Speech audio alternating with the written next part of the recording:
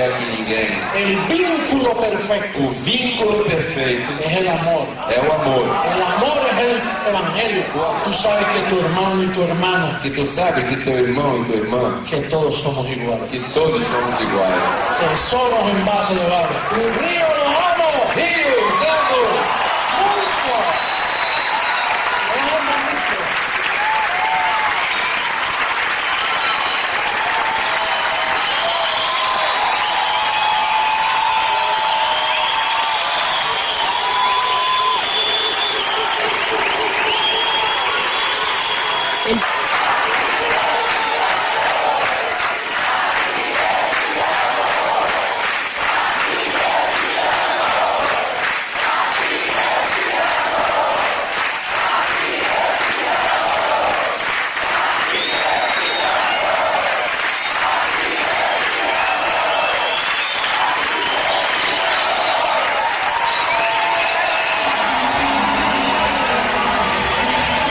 Hablar el receso, un detenimiento que la iglesia tuvo, siguió la iglesia pero sin funcionar, pero era iglesia, pero dejó de funcionar como iglesia, no obtuvo un miembro más. Así que vamos a verlo. Vamos a hacer un repaso donde lo dejamos la semana pasada, primera carta a los Corintios capítulo 1, verso 30. La iglesia comenzó de esta manera. El apóstol Pablo dijo en el verso 30, mas por él estáis vosotros en Cristo Jesús, el cual nos ha sido hecho por Dios, número 1, sabiduría, justificación, santificación y redención. Para que, como está escrito, el que se gloría puede gloriarse, pero es en el Señor. Por eso nosotros nos gloriamos, pero es en el Señor que nos gloriamos, no en lo que nosotros hemos alcanzado por nuestros propios méritos. Así que así comenzó la iglesia y luego esto no se aceptó. Esto de que nos fue hecho santificación, redención, sabiduría, todo eso fue rechazado totalmente por causa de los apóstoles de la circuncisión. Y luego vino una profecía que se encuentra en Hechos capítulo 20 y ahí comienza el receso de la iglesia. Mira lo que dice Hechos capítulo 20. Este es un libro histórico que se escribió donde Pablo, se habla de Pablo también, pero en el verso 17, capítulo 20, verso 17, dice: enviando pues desde Mileto a Efeso, hizo llamar a los ancianos de la iglesia. Cuando vinieron a él les dijo: vosotros sabéis cómo me he comportado entre vosotros todo el tiempo, desde el primer día que entré en Asia, sirviendo al Señor con toda humildad y con muchas lágrimas, y pruebas que me han venido por acechanza de los judíos.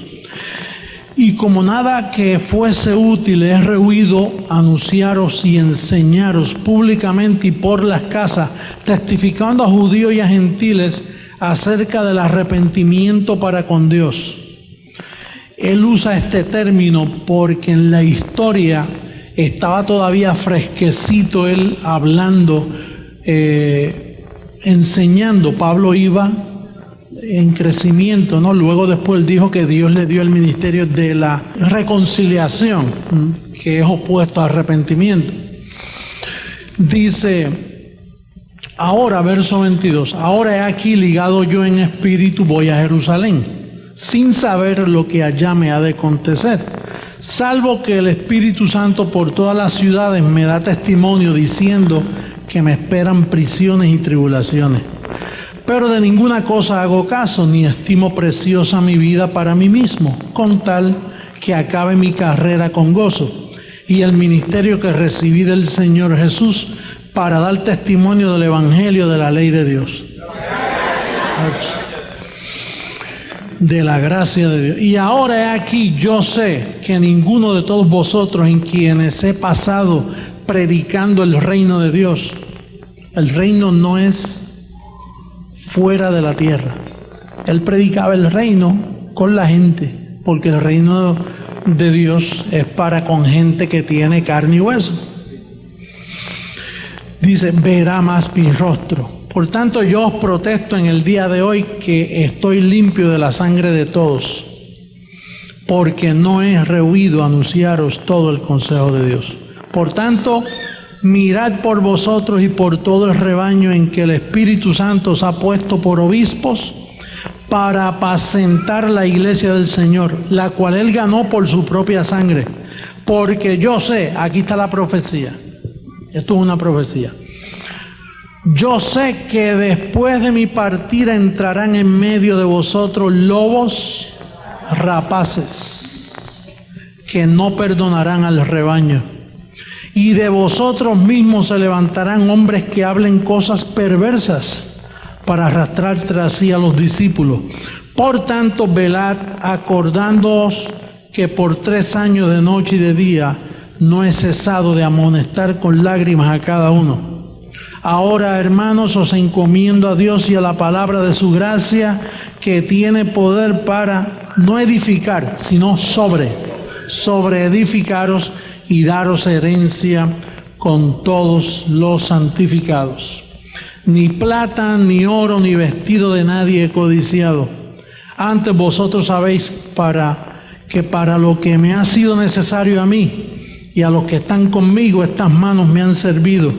En todos enseñando que trabajando así se debe ayudar a los necesitados y recordar las palabras del Señor Jesús, que dijo, más bienaventurado es dar que recibir. Cuando hubo dicho estas cosas, se puso de rodillas y oró con todos ellos. Entonces hubo gran llanto de todos, y echándose al cuello de Pablo le besaban, doliéndose en gran manera por la palabra que dijo, de que no verían más su rostro, y le acompañaron al barco.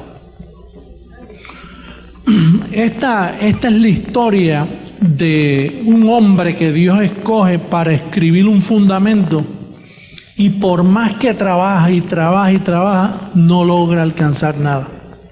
No podía convencer a nadie.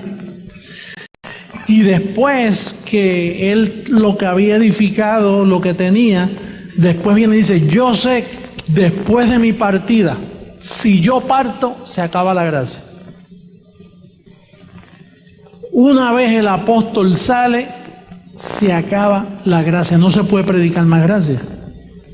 Porque eso es un don que lo capacitó solo para pensar en eso, en la gracia. Y de hecho aquí dice, ni oro ni plata, hasta con las manos yo he trabajado. Aunque por otro lado, él dice que tú no le puedes poner bozal al buey que trilla. Es honesto que él viviera del altar. Lo que sucede es que tenía tanta persecución que todo el dinero que entraba se lo llevaban los apóstoles de la circuncisión. Entonces él tenía que trabajar con sus manos para mantener a los que estaban con él, porque él tenía un grupo de personas. Ahora, aquí nos dice y nos habla bien claro que la razón por la cual estamos entendiendo la gracia ahora era porque él mismo profetizó que después de su partida no se iba a predicar más la verdad. Dice que de ellos mismos entrarían lobos rapaces que no perdonarían al rebaño y que los esclavizarían, iban a esclavizar a la iglesia.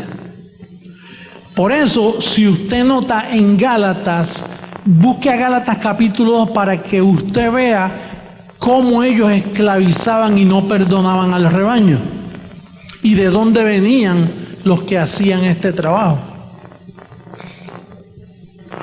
Estamos ahora hablando de educación cristiana. Con esta educación no hay mucha emoción, sino que hay información.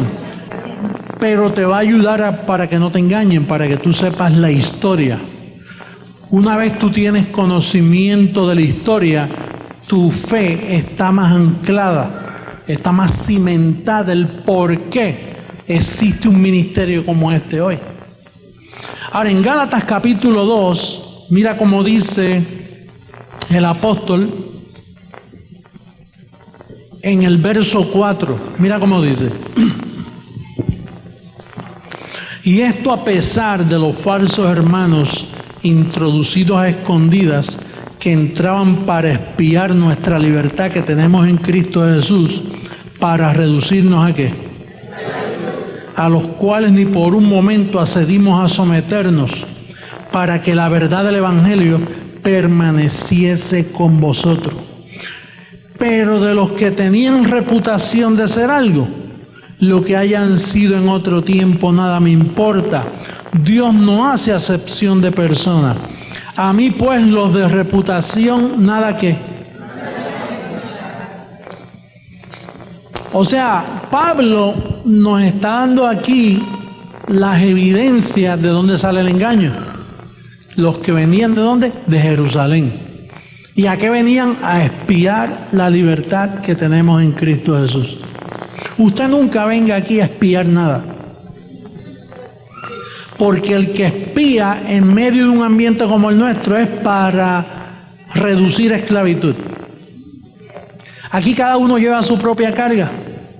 El apóstol Pablo predicaba la libertad gloriosa, pero de Jerusalén los apóstoles escuchaban. Oye, ¿qué es lo que enseña el apóstol ese? Oye, se parece a nosotros hoy, ¿verdad? Que por ahí preguntan, ¿y qué es lo que te enseñan ahí? Si ahí no te prohíben, si ahí no te dan mandamientos, ¿cuáles son los requisitos de membresía? Los requisitos de membresía es ser escogido, creer, sellado con el Evangelio, el Espíritu Santo de la promesa. Pero por causa del daño que tenían los apóstoles en su mente por causa de Moisés, ellos enviaban creyentes a escondidas.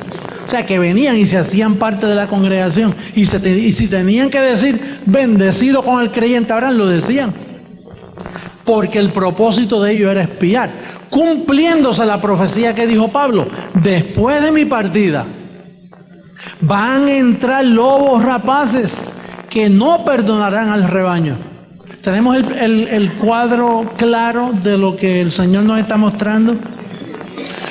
¿Y de dónde venían esos que iban a reducir la iglesia a esclavitud? De Jerusalén. ¿Y qué había en Jerusalén? Los 11 apóstoles, Pedro, el jefe de la circuncisión. Por eso el mundo entero ha sido reducido a esclavitud.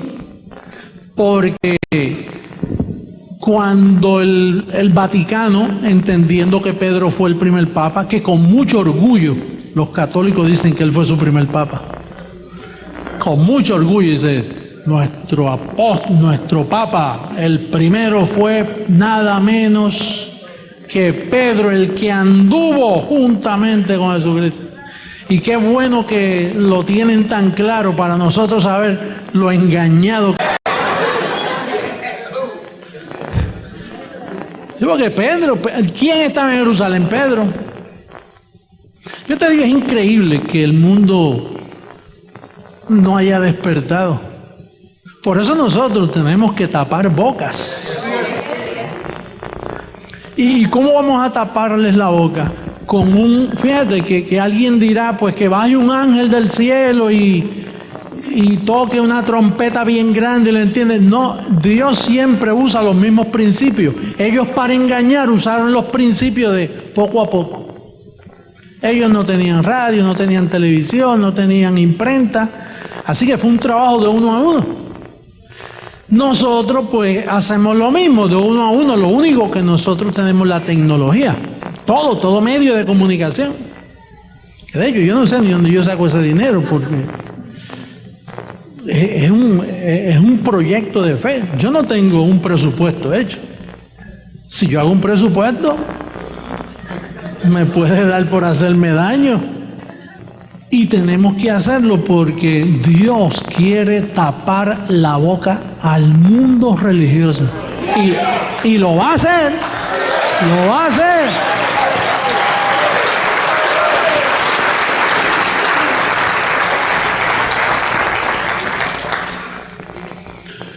Por eso la gente no entiende la división que nosotros hacemos de las 14 epístolas de Pablo. Porque las 14 epístolas de Pablo, ahí Satanás está derrotado, ahí no hay pecado, ahí no hay temor, no hay maldición, no hay engaño. Y esas 14 epístolas son las que decodifican la verdad. Yo antes pensaba que todos los libros de Mateo en adelante era parte del Nuevo Testamento. ¿Cuántos pensaban así? O sea, yo dividí el Viejo Testamento, fue hasta Malaquías. Entonces cometí el error de coger esos 27 libros y meterlos en la olla y hacer el batido. Y yo juraba que estaba en la verdad. Y todo el pueblo protestante jura que ese es el nuevo pacto y entonces se lo beben. El problema son los efectos. Los efectos son bien dañinos. Ahora, Pablo lo advirtió: después de mi partida, la iglesia es congelada y no se habla más de gracia. Se escondió la verdad. Hace de esto casi 2000 años. Y es para nosotros un ingrediente de información tremendo. Porque Lucas, fíjate que Lucas nos deja, Lucas fue el quien escribió este libro, el doctor Lucas, y viajaba con Pablo. Entonces, él escribía todo lo que veía. Y naturalmente, por eso es que dice ahí arrepentimiento, porque lo escribió Lucas, y Lucas estaba imitando lo que hablaban los demás apóstoles. Pablo cuando escribe dice: no, el ministerio que se me dio fue de reconciliación. Pero cuando Lucas escribe, él dice: bueno, aquí todo el mundo se está arrepintiendo, así va a meter. Y escribía como podía, pero él no fracasó en dejarnos la información escondida.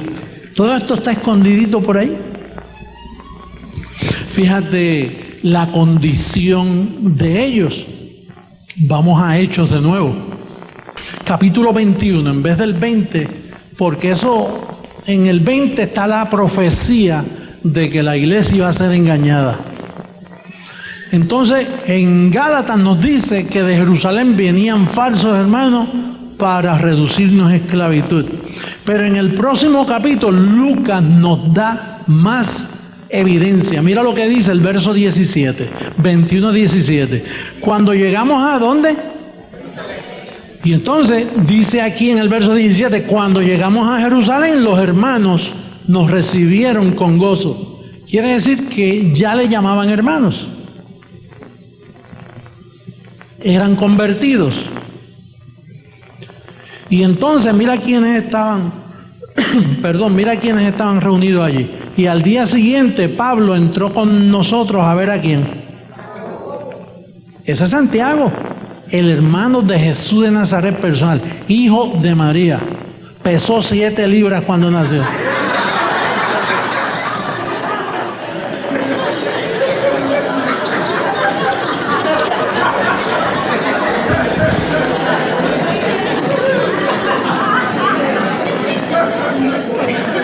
Jesús de Nazaret pesó 8, pero cuando María tuvo a Jacobo y Judas pesó 6 libras. No el Iscariote, Judas, el hermano de Jesús. Porque ella tuvo más hijos. Esa mentira que le han vendido al pueblo católico de que María solo tuvo a Jesús. Pero si era casada, no podía tener más hijos. Honroso sea en todo el matrimonio, y ella tuvo más hijos. Pero los católicos te ven el día, no, que solo fue Jesús, que él no tuvo más hermanos. Ella tuvo varios hijos y Jacobo era uno de ellos. Y entonces estaba allí Jacobo y se hallaban reunidos todos los ancianos. Quiere decir que Pablo llegó a este grupo de creyentes en Jerusalén. Y cuando llegó Jacobo, el que escribió el que le llaman Santiago, que era el vicepresidente, el asistente de la circuncisión. A Pedro se le encomendó el evangelio de la circuncisión y Jacobo era el asistente. Pues allí llegó Pablo, y tan pronto llegó Pablo, mira lo que los llamados cristianos le recomendaron a Pablo. Mira cómo dice, verso 21 en adelante, mira cómo dice, del 21, capítulo 21, verso 21. Pero se les ha informado en cuanto a ti, que enseñas a todos los judíos que están entre los gentiles a apostatar de Moisés. Que eso es malo. Para Jacobo era malo. Para el hermano de Jesús, los llamados cristianos de Jerusalén, estaba mostrándole una queja. Tú le estás enseñando a los judíos a apostatar de Moisés. Dice, diciéndole que no circunciden a sus hijos, y ellos son líderes de la circuncisión. Y Pablo está diciendo, nos dicen que tú dices que no circunciden. Dice, ni observen las costumbres. Tú dices que no hay que tomar la Santa Cena, que no hay que comulgar, que no hay que bautizarse. Es una queja que le presentaron. Dice, verso 22, ¿qué hay pues? La multitud se reunirá de cierto, porque oirán que has venido. Haz pues esto que te decimos. Hay entre nosotros 4 hombres que tienen obligación de cumplir voto. Tómalos contigo, purifícate con ellos y paga sus gastos para que se rasuren la cabeza. Esa es la recomendación de los apóstoles al apóstol Pablo.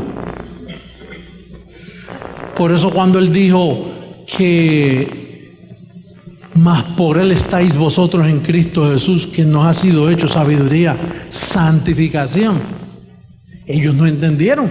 Al contrario, mira lo que le decían a Pablo: rasúrate la cabeza, tienes que guardar las costumbres, purifícate. Cuando Pablo dice que él está completo en Cristo, ahora él tiene que purificar con rituales judíos. Dice, tómalos contigo, purifícate con ellos y paga sus gastos. Oye, cobran por esas cosas, ¿viste? Es como para bautizar al niño que cobra, ¿verdad? Para que se rasuren la cabeza, y todos comprenderán que no hay nada de lo que se les informó acerca de ti, sino que tú también andas ordenadamente guardando la gracia. ¿Guardando qué? ¿Tú sabes lo que hablar le decía a Pablo? Pero eso es una vergüenza lo que le hicieron a Pablo. Decirle para que todos piensen que tú andas ordenadamente guardando la ley. Y es una vergüenza para este montón de hispanos que están cayendo en el judaísmo de los grupos mesiánicos. Entonces tienen un individuo que empieza a leer apellidos. Si tú eres Torres con S y no con Z, posiblemente tú eres de la tribu de Benjamín. O si tú eres Hernández, o si tú eres empiezan a coger nombre para judaizar. Y hay gente por ahí que están tan vacíos y no están definidos en su vida que dicen, oye, un buen cambio me viene bien, ahora soy judío.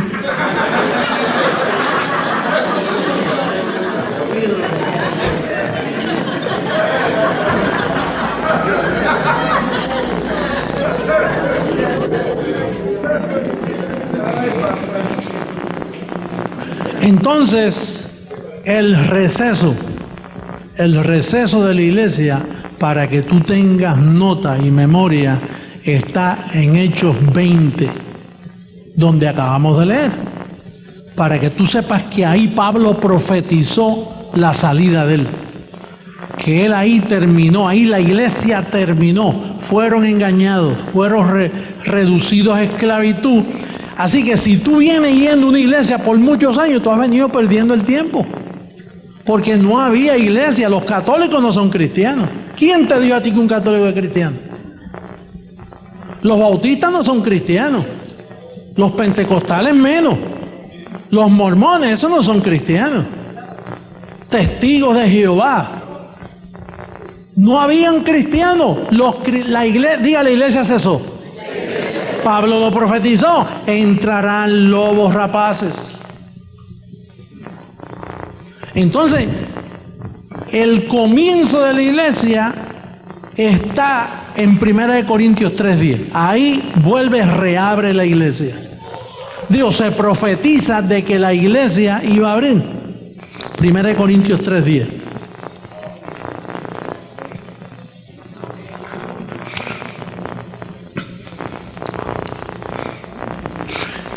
Bueno, 4:5 y después 3:10. 1 Corintios.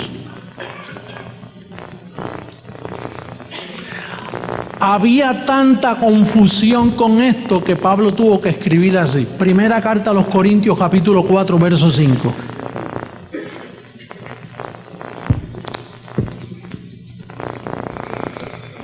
Así que, ahí estamos todos. Así que, no juzguéis nada antes de tiempo. Había confusión. Se regó de que Pablo profetizó, de que había algo malo, de que habían matado a Pablo, porque ellos no solo le dieron dificultad, sino que lo mataron. Los 11 apóstoles que quedaron, incluyendo a Matías, que sabrá Dios era un criminal, no sé, ellos planificaron matar a Pablo y lo mataron. Y eso ponía en duda muchas cosas, porque decían, bueno, ¿y en qué pasamos? Pablo dice, no juzguen antes de tiempo. Va a llegar un tiempo en la historia donde se va a juzgar todo. Y mira lo que dice, así que no juzguéis nada antes de tiempo, hasta que venga el Señor, el cual aclarará también lo oculto. ¿De qué? Porque tiniebla fue lo que entró a la iglesia. A reducirlo a esclavitud hubo tinieblas, que nadie conocía la verdad. Dice, el cual aclarará también lo oculto de las tinieblas y manifestará las intenciones de las mentes, de los corazones. Y entonces cada uno recibirá su alabanza de Dios. Quiere decir que toda esa duda de 2000 años, cuando el Señor viniera con un ministerio como este para aclarar. ¿Qué yo hago esta noche? Aclarando cosas que no se habían aclarado.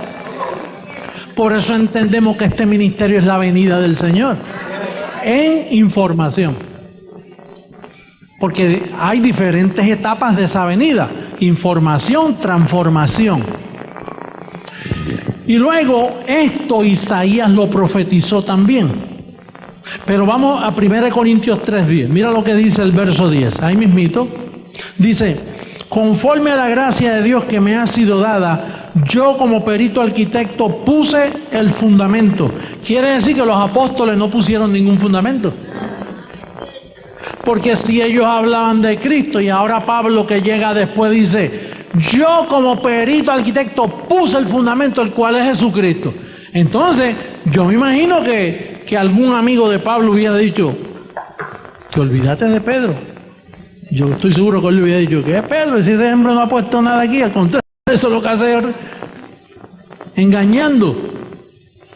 Porque él apareció como un abortivo. Ya los apóstoles trabajaron y habían evangelizado su evangelio falso por toda Asia.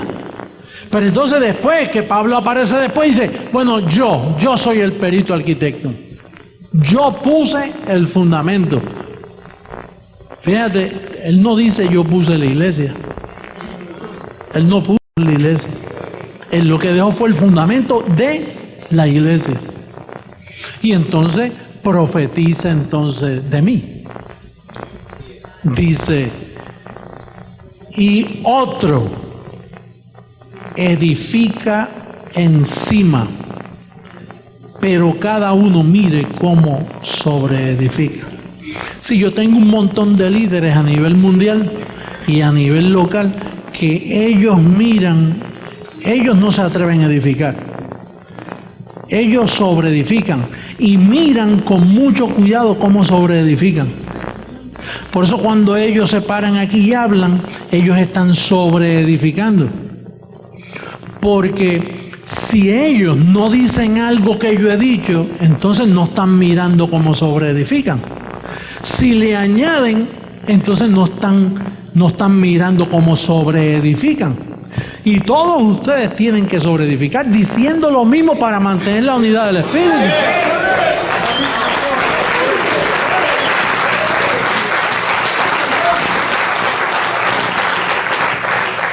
O sea que aquí no es como esas sinagogas por ahí que cada uno tiene su revelación. El maestro de escuela dominical tiene una revelación, la otra tuvo un sueño, el otro tuvo una revelación, este tuvo profecía y todos están, cada uno por su camino. Aquí esa ley, eso no se puede violar aquí. Aquí usted no tiene opinión ni voto. Aquí usted no puede opinar en forma de pregunta. Pero eso de que Dios le habla a usted está equivocado. Dios no le habla, Dios nunca viola sus principios. Si Dios te habla a ti, aparte de mí, Dios está violando un principio, porque entonces cuando yo hablo, que yo quedo mal. Y al que le habló queda mal también, porque entonces aparecen dos, no, me habló a mí, no me habló a mí. ¿Pero en qué quedamos? ¿Dónde está la unidad del Espíritu? Dios puede darte advertencia de tu vida personal. Y Él te habla, mira, esto es así, mira. Pero hablarte doctrinal no puede, porque Él viola un principio.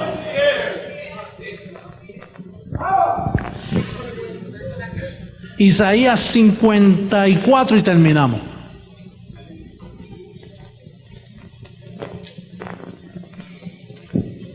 A veces yo recibo cartas internacionales, mire, apóstol. Y me dan recomendaciones y tienen sus revelaciones personales y todo. Y yo por cortesía y proceder, pues yo, tú sabes, le digo, y envíale una cartita, de recibir su carta, que la leí, que siga adelante y siga creciendo en gracia. Imagínate qué puedo hacer yo.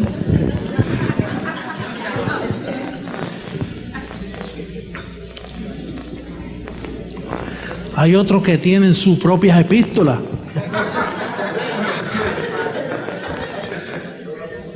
Y juran que Dios les habló. Pero nada, no concuerda. Tarde o temprano uno lo mira así. Eso no se puede. Está fuera del fundamento. 54, verso 1 al 17. Esto es una profecía. Está hablando aquí de Sara. Está hablando bendecidos con el creyente Abraham. Está hablando de Sara porque Sara era estéril y se le dijo, regocíjate tú estéril, tú la que no das a luz, porque vas a tener muchos hijos. Mira cómo dice, regocíjate, oh estéril, la que no daba a luz, levanta canción y da voces de júbilo, la que nunca estuvo de parto, porque más son los hijos de la desamparada que los de la casada. Ha dicho el Señor, ensancha el sitio de tu tienda y las cortinas de tus habitaciones sean extendidas. No seas escasa, alarga tus cuerdas y refuerza tus estacas, porque te extenderás a la mano derecha y a la mano izquierda, y tu descendencia heredará. Está hablando de estos tiempos, porque las naciones para ese tiempo era un puñado de gente que había por allí. Heredará la nación, habitará las ciudades asoladas. No temas, pues no serás confundida. Está hablando aquí de la iglesia. Y no te avergüences, porque no serás afrentada, sino que te olvidarás de la vergüenza de tu juventud, y de la afrenta de tu viudez no tendrás más memoria. Porque tu marido es tu hacedor, el Señor de los ejércitos es su nombre, y tu Redentor el Santo de Israel.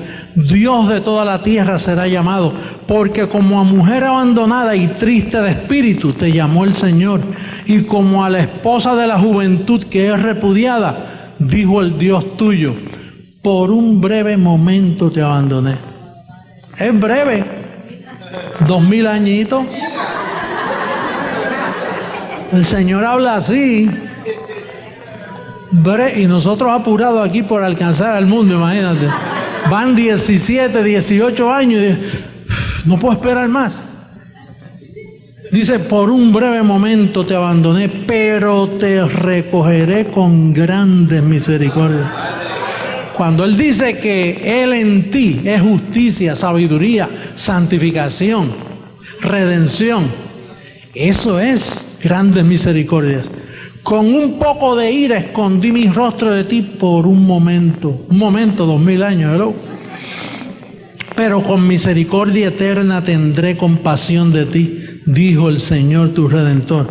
Porque esto me será como en los días de Noé, cuando juré que nunca más las aguas de Noé pasarían sobre la tierra. Así he jurado que no me enojaré contra ti, ni te reñiré. Porque los montes se moverán y los collados temblarán, pero no se apartará de ti mi misericordia. Salvo siempre salvo. Ni el pacto de mi paz se quebrantará, dijo el Señor, el que tiene misericordia de ti. Pobrecita, fatigada con tempestad. Así hizo la religión, así hizo los católicos. La tenían, a ti te tenían fatigado. Muchachos, yo estaba que no podía ya funcionar. Yo veía al diablo en todas partes. Pobrecita, está hablando aquí de hombres y mujeres, ¿sabes? No es una mujer que está hablando, es la iglesia, la esposa del... Pobrecita, fatigada con tempestad, sin consuelo. ¿A qué vino el Consolador? Por eso fue que él prometió un Consolador, porque estaba sin consuelo. He aquí que yo cimentaré tus piedras sobre carbuncio y sobre zafiros te fundaré. Tus ventanas pondré de piedras preciosas, tus puertas de piedras de carbunclo y toda tu muralla de piedras preciosas. Y todos tus hijos serán enseñados por el Señor. ¿Te recuerdas? Todos los que son enseñados por Él. Y se multiplicará la paz de tus hijos. Con justicia serás adornada. ¿Él fue hecho qué? Justicia, justificación. Estarás lejos de opresión, porque no temerás. ¿Espíritu de qué? De amor, de poder y de dominio propio. Y de temor, porque no se acercará a ti. Si alguno conspirare contra ti, lo hará sin mí. El que contra ti conspirare, delante de ti caerá. Óyelo.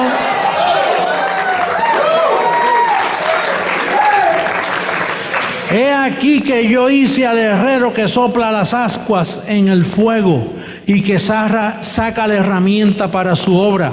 Y yo he creado al destruidor para destruir.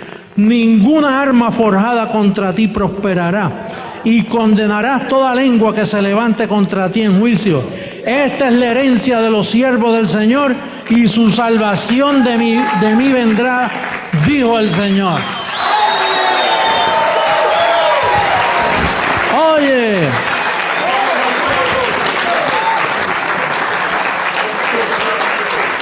la iglesia comenzó. La iglesia cesó y la iglesia reabrió sus puertas. Existe la iglesia del Señor. He aquí la iglesia del Señor. Ustedes, vamos a estar en pie. Saluda a tu hermano. Llámale iglesia a tu hermano. Dile, tú eres la iglesia del Señor.